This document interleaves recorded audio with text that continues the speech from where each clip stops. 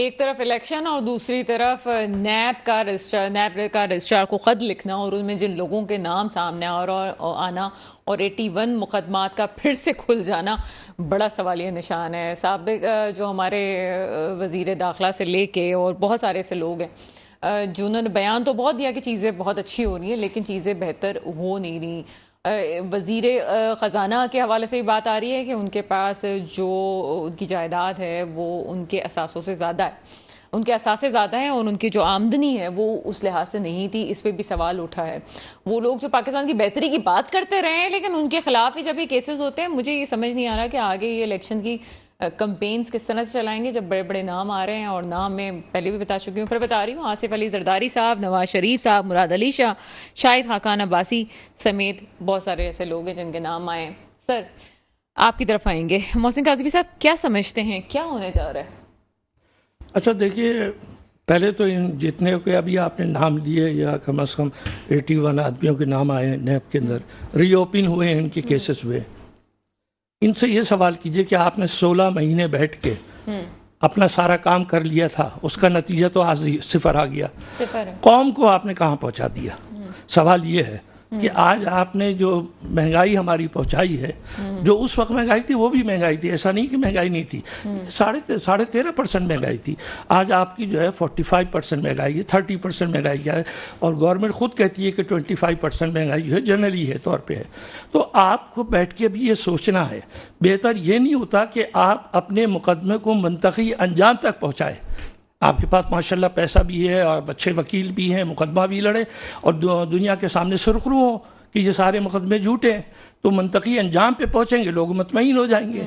अगर मुंतकी अंजाम पे पहुंचे होते तो कभी भी सुप्रीम कोर्ट ये ऑर्डर करती भी नहीं दोबारा के लिए। तो अब ये इनको तो समझ लेना चाहिए कि ये मुकदमे तो इनको बहरहाल भुगतने हैं और ऐसा ना हो कि इन मुकदमों की आड़ में वो जो कहा जाता है कि फलां ने ग्रीन चिट कौन देता है आपको भी अंदाजा है। अगर ऐसी ही कोई बात थी तो इस वक्त ये टाइमिंग क्या है कि इन लोगों के नाम पर इलेक्शन कैंपेन्स किस नारे पे इनका क्या बयानिया होगा कि अगर ये अवाम के सामने जाते हैं और एक तरफ एहतसाब के केसेस भी खुल रहे हैं, क्यों हो रहा है ये? देखिए, पहली बात ये कि ये बार बार हमारे कानों में आवाज़ आती है कि उन्हें क्लीन चिट मिल गई है, वो आ रहे हैं। तो यही सवाल जो आप कर रही हैं मैं भी करता हूँ, बताए कि वो क्लीन चिट दी किसने है? किसी अदालत ने दी है? जब तक अदालत क्लीन शीट नहीं देगी वो नहीं आ सकते। और एक 2-3 गलत फहमियां हैं लोगों को, मैं जरा सा आप मुझे इजाजत मैं बता देता हूँ आपको। पहली ये कि अगर वो आएंगे तो जो वो कहा जा रहा है कि उनकी 5 साल की मुद्दत पूरी हो गई, तो वो जब कोर्ट में केस जाएगा तो वो इस मुद्दत को माइनस कर देंगे। ये जेल में पूरी की जाती है मुद्दत, कैद की मुद्दत वो कहलाती है जो जेल में पूरी की जाए। वो मुल्क से बाहर जाके और आप जो है 5 स्टार होटलों में रह के नहीं पूरी कर सकते, वो हो जाएगी माइनस। और कोई भी पिटीशन डाल सकता है इसके अंदर, इनके खिलाफ पिटीशन भी डल सकती है। और वॉल्यूम नंबर 10 जो बंद पड़ा हुआ था अभी तक, उसके चांसेस है फिर खुलने के। तो जरा सोच समझ के आप जो इनको बुला रहे हैं, जिन्होंने इनको चीट दी, मेरी तो समझ में नहीं आता वो कौन लोग हैं जिन्होंने इनको चीट दी है। असली चीट तो आपको मिलेगी इंतखाबात के दिन, जिसको भी मिलनी है, जो भी आएगा इलेक्ट होगा, हमें तो किसी से दिलचस्पी नहीं है। हम तो ये चाहते हैं वो लोग आए जो मुल्क को चलाना जानते हो। तो जब तक ऐसे लोग नहीं आएंगे ये मुल्क के अंदर हमारा जो है ये महंगाई का तलातुम चलता रहेगा, कहीं नहीं रुकेगा जाके। चलें पूछ लेते हैं, मेरे साथ आसिफ बाजवा साहब मौजूद हैं। आसिफ बाजवा साहब, प्रोग्राम में आपको वेलकम करते हैं। बराए मेहरबानी। आसिफ बाजवा साहब, आप मुझे सुन सकते हैं? ठीक है। अच्छा, ये जहाँ तक आपने केसेस की बात की है तो ये तो एक मुसल्लमा हकीकत है कि जैसे ही नवाज शरीफ साहब यहाँ पे आएंगे तो उनको सज़ा के हवाले से उनको जेल तो जाना पड़ेगा, ये तो हकीकत है। लेकिन जाहिर है कि कुछ ना कुछ तो उनकी लीगल टीम ने ऐसा किया होगा कि उनको फ़ौरन निकाल दिया जाएगा या कुछ। लेकिन ये तो किसी सूरत पॉसिबल नहीं है कि वो आएँ और वो जाती उम्रा महल चले जाएँ या कहीं और वो रायवेंड में स्टे कर लें। ऐसा तो कुछ नहीं होगा, उनको जाना तो जेल पड़ेगा। मेरा सहाफती एक्सपीरियंस ही कहता है कि वो नहीं आ सकेंगे। अच्छा, बिल्कुल, ये 21 अक्टूबर की डेट निकल जाएगी। चलें, आसिफ बाजवा साहब आ गए हैं लाइन पे, उनसे पूछ लेते हैं। आसिफ बाजवा साहब, मुझे सुन सकते हैं? जी, yes I can. Asif Bajwa साहब, 2 बातें बड़ी इंपॉर्टेंट है। चलिए एक बात बाद में पूछने, नैब के हवाले से जो खत जारी हुआ है, पहले 21 अक्टूबर की बात कर लेते हैं। बड़ी तैयारियां हो रही हैं, बहुत कुछ हो रहा है, क्या उम्मीद है सर, क्या होने जा रहा है?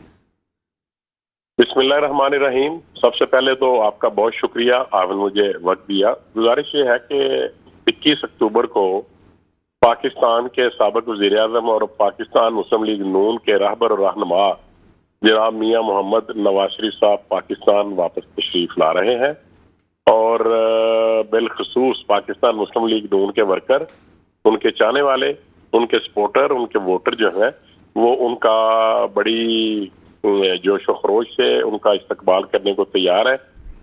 और इंशाल्लाह 21 अक्टूबर को हम लाहौर में एयरपोर्ट पर उनका बहुत बड़ा इस्तकबाल करेंगे और उनके आने की वजह से पाकिस्तान के जो सियासी और मुआशी हालात हैं इंशाल्लाह वो बेहतरी की तरफ जाए। सर बिल्कुल इस्तकबाल करना भी चाहिए, आपके लीडर हैं और पाकिस्तान के साबिक वज़ीर आज़म हैं, पुरजोश इस्तकबाल होना चाहिए। लेकिन क्या लॉ एनफोर्सेस एजेंसीज भी इस्तकबाल करेंगी सर? देखिए, बड़ी सिंपल सी बात है कि लॉ एनफोर्समेंट एजेंसीज का इस्तकबाल करने का मतलब ये होता है कि किसी को अरेस्ट करना। जी सर। तो वो जरूर, अगर कानून उनको इजाजत देता है कि उनको वो गिरफ्तार कर लें तो वो गिरफ्तार करने की कोशिश करेंगे। लेकिन हम उनके जो लॉयर्स विंग है, जो उनकी लीगल टीम है, वो अपने तौर पे हम तैयारी करके और कोशिश करेंगे कि हाई कोर्ट से या मुतलका ट्रायल कोर्ट से या कहीं ना कहीं से जहां भी मैं फोरम जो है वो कानून इजाजत देता हो, उस फोरम से उनकी हम प्रोटेक्टिव बेल जो है वो इंशाल्लाह हासिल करेंगे।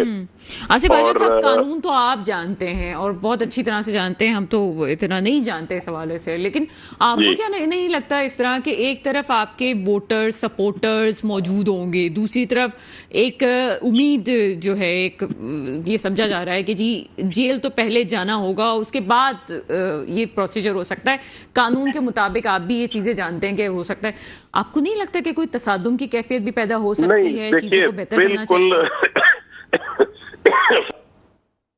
तसादुम का तो कहीं गुमान तक भी नहीं है, और इसलिए कि अगर लॉ एनफोर्समेंट एजेंसीज उनको अरेस्ट करेंगी तो इससे पहले भी पाकिस्तान में एक ये मिसाल मौजूद है कि जब मियां नवाज शरीफ साहब की ज़ौजा मोहतरमा मरहुमा कुलसूम नवाज साहबा वहाँ पे मौजूद थी, बीमार थी और बेड पे थी और हॉस्पिटलाइज थी, और उनको छोड़ के जब उनको ये पता था कि मेरी गैर हाजिरी में मुझे सजा सुनाई जा चुकी है, वो और मोहतरमा मरियम नवाज शरीफ साहबा वो दोनों आए और जेल के अंदर ही उनको गिरफ्तारी उन्होंने दे दी। अब भी अगर हमें प्रोटेक्टिव बेल ना मिली तो कोई दूसरी राय नहीं है हमारे पास, कोई दूसरा ऑप्शन नहीं है, कोई इसमें कहीं एक शायबा तक नहीं है कि अगर हमें बेल ना मिली तो हम कोई प्रोटेस्ट करेंगे या गिरफ्तारी में रखना डालेंगे या खलंदाजी, ऐसा कोई चांस नहीं है। और मैं ये समझता हूँ, बीइंग स्टूडेंट ऑफ लॉ, कि किसी भी मुल्जम का ये हक है या किसी भी ऐसे शख्स का जिसको अदालत ने मफरूर करार दे दिया हो, उसको ये हक हासिल है कि अगर वो प्रोटेक्टिव बेल जो है वो सीक करे तो मेरा नहीं ख्याल कि उनकी वो एप्लीकेशन जो है वो रिजेक्ट की जाएगी, चाहे उनको 2 दिन का टाइम मिले प्रोटेक्टिव बेल का। मेरा ख्याल है according to the precedents of Pakistan legal higher courts ये मौजूद हैं, बेशुमार ऐसी मिसालें मौजूद हैं कि लोगों को प्रोटेक्टिव बेल दी गई है, और अगर मुझे यकीन है 99.9% के हमें बेल मिल जाएगी, चाहे 1-2 दिन की हो। तो अगर ना भी मिले तो फिर भी मियां साहब जो है वो बिल्कुल मेंटली प्रिपेयर्ड हैं कि वो जेल जाने को तैयार है। ये आपने बड़ी अच्छी बात कही है कि प्रोटेक्टिव बेल जो है वो हो सकती है, और ये पॉसिबिलिटी है, कोई इससे बात नहीं है। पहले तो पाकिस्तान की तारीख पे यही सवाल, ये निशान बनता है कि 3 वजीर आजम जो है वो जेल क्यों गए, या तो वजीर आजम बनाते क्यों हैं और वो आ जाते हैं, तो फिर ऐसा क्या होता है कि उनको जेल भेजना पड़े। ये बदनामी है पाकिस्तान के लिए, कि मुल्क के लिए, कि वजीर आजम को जेल भेजा जा रहा है। बहुत सारी चीज़ें एहतसाब के ज़मरे में तो आती हैं। एक और चीज़ जो मेरी समझ से बाहर है वो ये है कि एक तरफ आपको प्रोटेक्टिव बेल की यकीनन हम जब आप बात कर रहे हैं तो ऐसा कुछ हुआ होगा या आपकी प्लानिंग होगी, दूसरी तरफ यहाँ पे आज नैब ने रजिस्ट्रार एहतसाब अदालत इस्लामाबाद को केसी से मुतल्लिक खत लिख दिया है, जिसके अंदर आसिफ जरदारी साहब का भी नाम आता है, नवाज शरीफ साहब का भी आता है, मुराद अली शाह साहब का और शाहिद खाकान अब्बासी साहब का भी आता है। इसके अलावा भी कुछ नाम है। 81 केसेस बहाल किए गए। ये क्या है सर, ये सिलसिला अगर यही है तो आपको तो आगे इलेक्शन कैंपेन में जाना है, ये केसेस के साथ इलेक्शन कैंपेन्स का बयानिया कैसे बनाएंगे आप?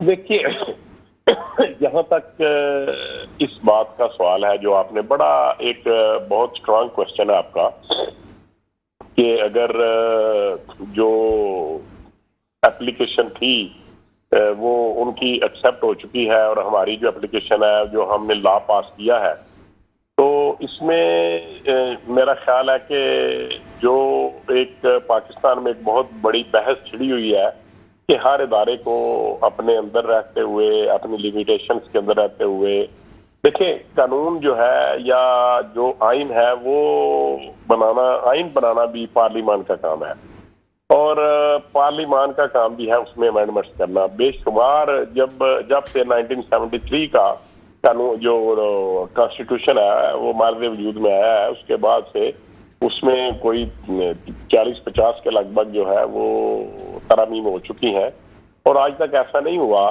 कि जो तरामीम पार्लियामान मंजूर करे उसको उन्होंने सेटिसाइड कर दिया हो। सर मेरे सवाल का जवाब नहीं है तो मेरी बात सुन ले। मेरा नुक्ता नजर जो है शायद बहुत से लोग सुन रहे हो। मैं अर्ज ये करना चाह रहा था, बीइंग स्टूडेंट ऑफ लॉ, कि ये दुरुस्त है कि आइन की तशरीह जो है वो सुप्रीम कोर्ट करती है या हाई कोर्ट करती है, because it is these are both courts are called courts of law. लेकिन लॉ क्या कहता है कि आप इंटरप्रिटेशन करें। कॉन्स्टिट्यूशन में खुद ये मौजूद है कि अदालतों को इंटरप्रिटेशन करने का इख्तियार है, लेकिन कहां पर इख्तियार है? हर जगह पर इख्तियार नहीं है। उनको वहां पर इख्तियार है जहां पर वो ये ऑनरेबल सुप्रीम कोर्ट या एनी कोर्ट ऑफ लॉ ये समझे कि ये जो अमेंडमेंट आई है या ये जो नया कानून बनाया गया है ये इस्लामी नुक्ता निगाह से कुरान और शरिया के खिलाफ है, उसकी वो इंटरप्रिटेशन करेंगे। लेकिन कहां से करेंगे? वो भी कुरान और शरीयत के अंदर रहते हुए करेंगे। तो मैं ये समझता हूं फाजल जज साहबान का ये जो रवैया था, जो साबिक चीफ जस्टिस साहब करते रहे और जाने से एक दिन पहले भी जो ये करके चले गए, ये शायद दाग जो है हम नहीं धो सकेंगे और ये दाग जो है अदलिया के माथे पे लगा रहेगा। जिस तरह जुल्फ़िकार अली भुट्टो शहीद को केस को देखें, अगर किसी कोर्ट ऑफ लॉ ने किसी शख्स को फांसी दी हो तो उसको शहीद तो नहीं कहा जा सकता ना। लेकिन आज भी आप भी समझती हैं, मैं भी समझता हूं और पूरी दुनिया के लोग सर, और मैं आपकी बात समझ रही हूं और बहरहाल कानून आपने पढ़ा है, आप जानते हैं, लेकिन ये एक हकीकत है जिसको आवाम भी नहीं जानते होंगे। आइन की तफसीर अदलिया कर सकती है, लेकिन उसके बावजूद अगर इंतज़ामिया उसके लफ्ज़ों में जो चीज़ें होती है बड़े इंपॉर्टेंट होते हैं लफ्ज़, अगर वो लफ्ज़ों में कोई ऐसी बात है तो इंतज़ामिया बात कर सकती है अदलिया से कि इसकी तफसीर में ये चीज़ें ठीक की जाएं और इसमें कोई वो मुज़ायका नहीं है, दोनों इदारे मिलकर ये चीज़ों को बेहतर लेके। मेरा सवाल कुछ और है। मेरा सवाल आपसे ये है कि एहतसाब के जो 81 केसेस जो बहाल हुए हैं, जिसमें आपके पार्टी के हेड का भी नाम आ रहा है, एक तरफ आपको इलेक्शन कैंपेन्स की तरफ जाना है, एक तरफ ये एहतसाब वाला मामला फिर से खुल रहा है, एक तरफ 21 अक्टूबर को आपके कायद की वापसी भी है। ये मामला आपके लिए कुछ बुरा नहीं साबित होगा कि आगे एक और केसेस कुछ खुलने वाले हैं एहतसाब के?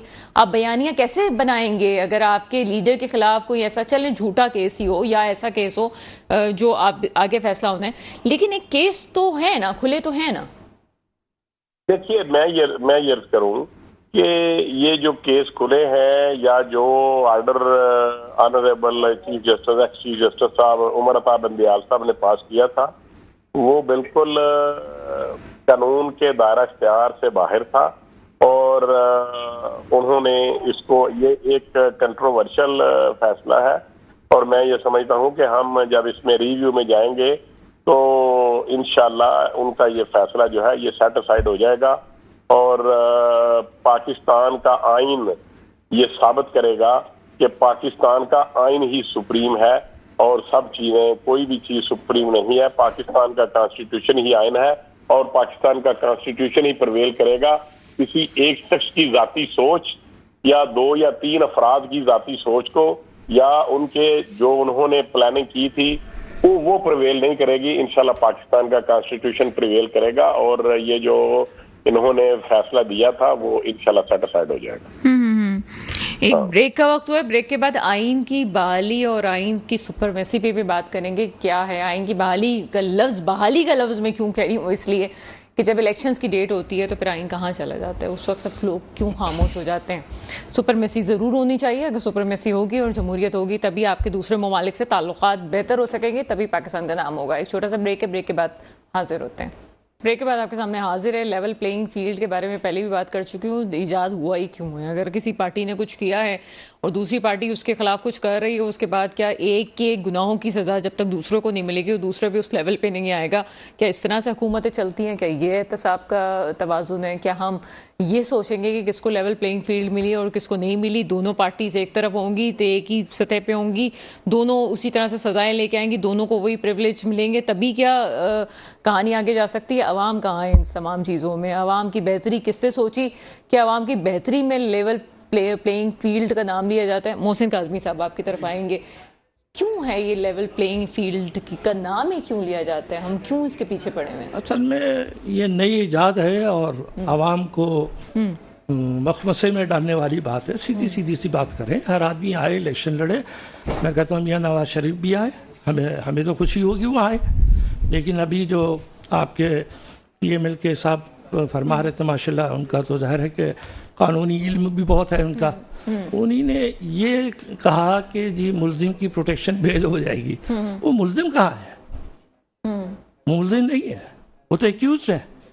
एक्यूज और मुल्जिम का बड़ा फर्क होता है। अच्छा, मुल्जिम को तो बेल मिलती है, समझ में आती है, और 10-10 साल के बाद भी मिल जाती है, 5 साल के बाद भी मिलती है। ये तो वो है जिनको जाके अपना पीरियड जो है वो जेल में गुजारना था। ठीक है, उसमें डिसएडवांटेज आपको नहीं मिली, थोड़ा टाइम मिला जरूर आपको कि जहाँ आप ट्रीटमेंट कराएं आए। अच्छा, दूसरी बात ये कि ये गलतफहमी लोगों को है कि मियाँ साहब के खिलाफ कोई नहीं है। मैं आपको बता दूँ, जैसे मसला ये कि अभी आपने 16 महीने की जो हुकूमत चलाई थी उसमें क्या मियाँ साहब शामिल नहीं थे? वो कौन सा फैसला इस हुकूमत ने किया जिसमें मियाँ साहब की दस्तखत ना हो?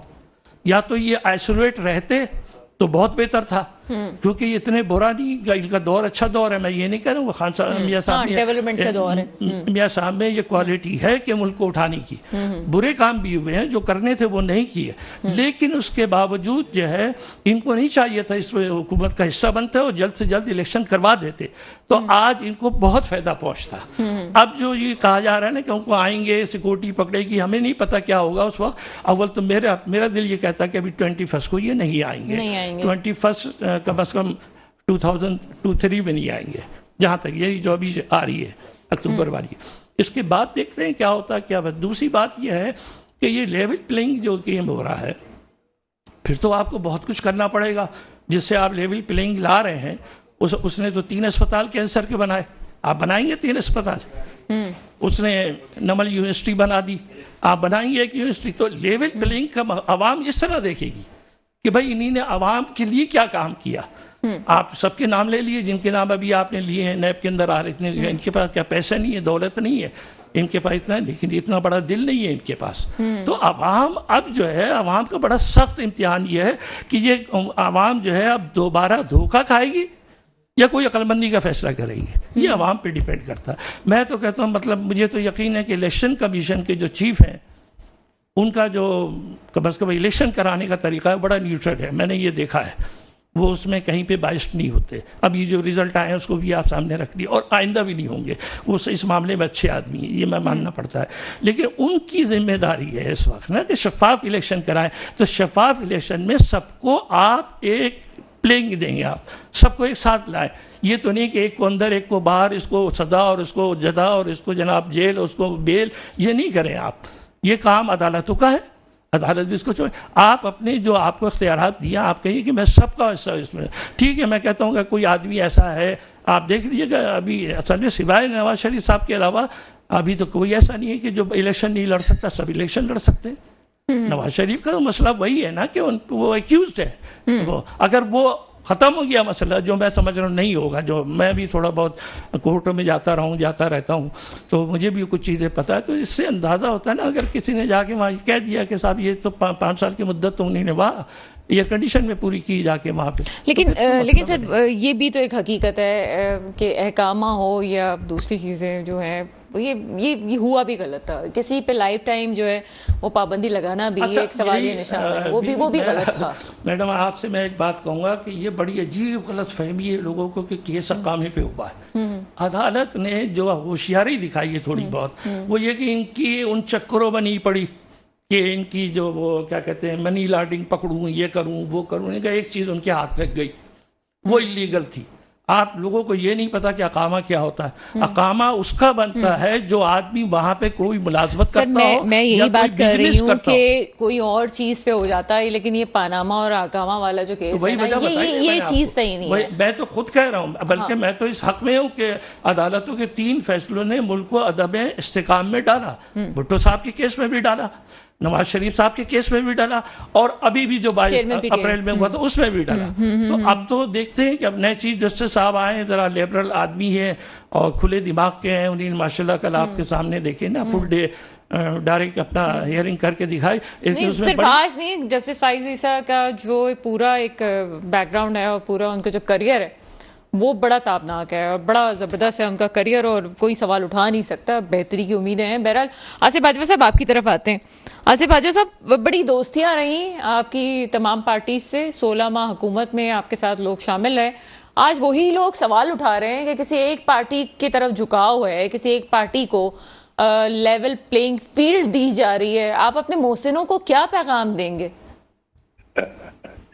देखिए, बात यह है कि इस बात का जवाब जो है बिलावल भुट्टो जरदारी साहब की बात का जवाब रात को ख्वाजा मोहम्मद आसिफ साहब जो साबिक वजीर दिफा है, उन्होंने बड़े शानदार तरीके से दिया। उन्होंने कहा कि ये सुनी सुनाई बातें हैं और इन बातों का कोई वजूद नहीं है।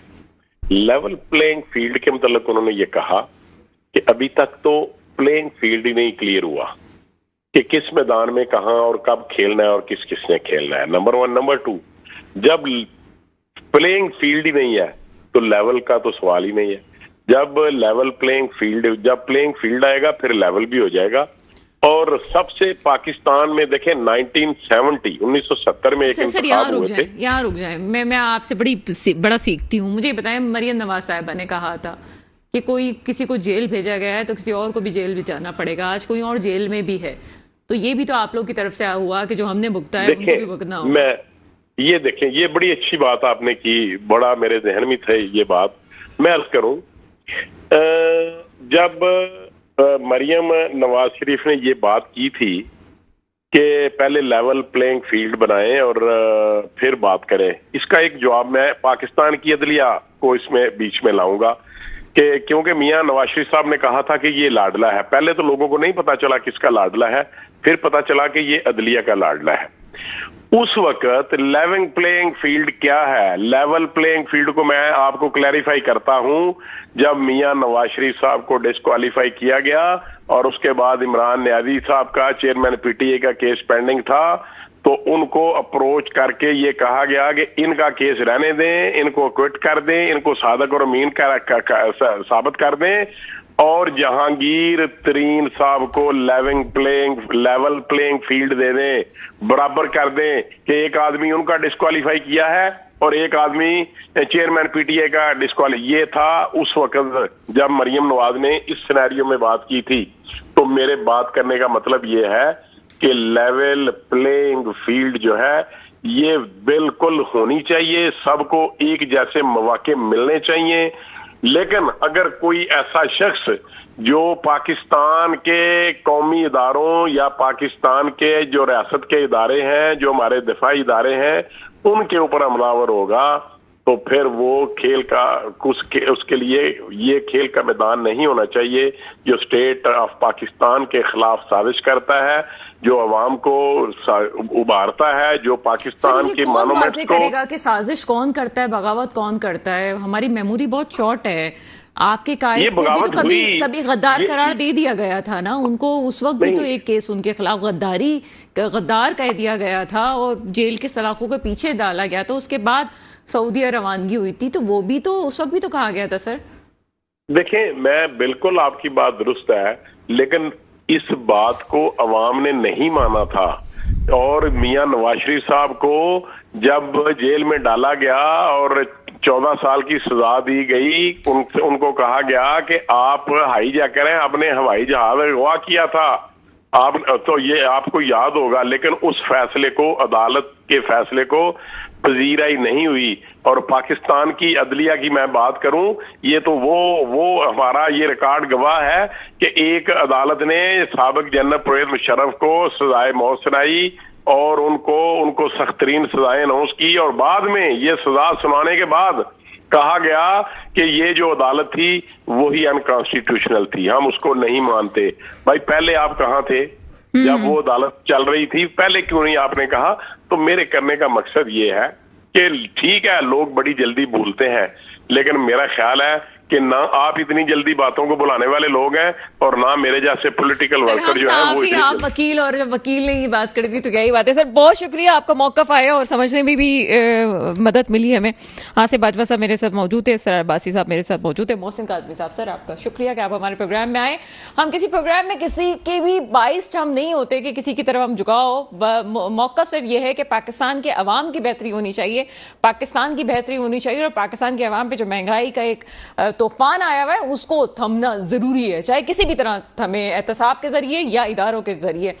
दुआ वही है जो हमेशा होती है, मेरे मुल्क पे वो हुक्मरान आए जो वाकई मेरे मुल्क के मुस्तकबिल की हिफाजत करें।